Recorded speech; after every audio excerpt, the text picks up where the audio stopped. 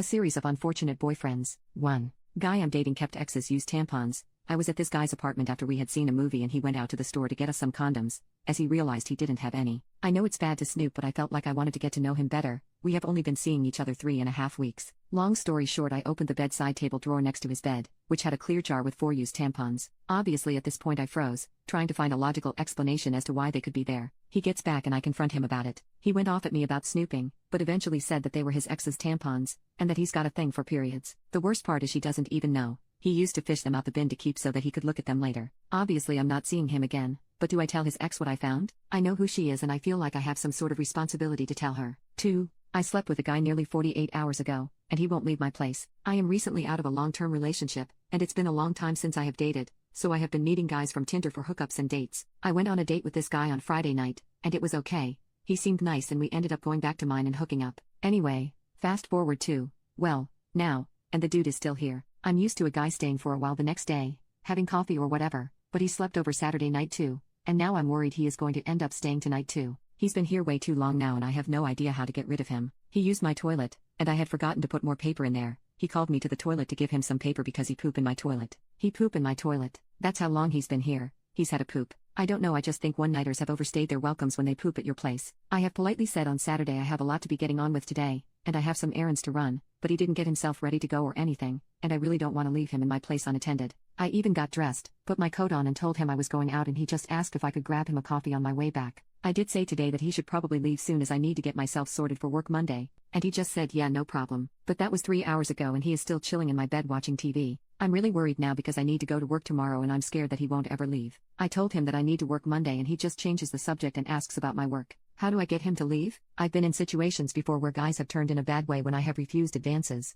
not given them my number, etc. Only this is worse because he is in my apartment and I am worried that he might turn nasty when we are alone. Props worth noting that I suspected nothing at dinner on Friday night. He didn't seem like a weirdo or anything. Guess I didn't realize I'd be gaining a live-in boyfriend after one date and some drunk mediocre intimacy. I decided to message a couple of friends who came over right away. The guy introduced himself really casually and started talking about his life and asking about theirs. I could tell they were uncomfortable and the more assertive of the two said that we were going out. Does he want to share our cab? He said that he had some calls to make and that he would catch us up. My friend said no, really, this is not your place and you need to go. Honestly, the dude stared blankly at me and was like, did you get them over here to say that? Why are you embarrassing me like this? He called me a biatch and said I had made him look like a weirdo. He got his poop together swearing and walked out the door. I'm so happy he is gone and grateful to everyone that commented with advice. Bit concerned that he knows my address, but my friends are staying tonight to be sure. If he comes back and swears like that again, then I think he'll call the police. 3. Just moved in with my boyfriend. I think I have been duped into joining a cult. I have been dating this guy for about 4 weeks. I know it's a bit too soon to be moving in, but we have really fallen head over heels for one another,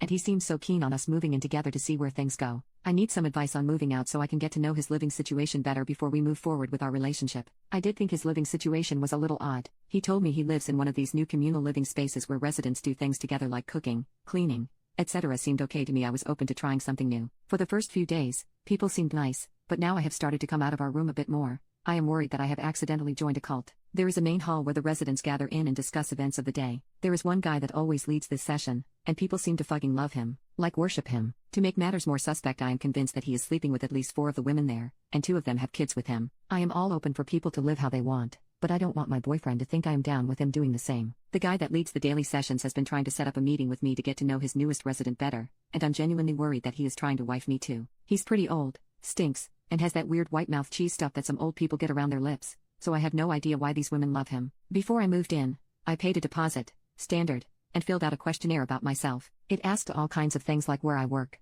my boss's email and my family's details. I wish I hadn't done this, because I spoke to my boyfriend yesterday and said that I might go and stay with a friend for a while because this is all a bit much for me all at once. Later on this afternoon, a couple of women came over to me in the dining hall, mentioning my family by name. They said they nearly called them to check my whereabouts yesterday because I had been out so long.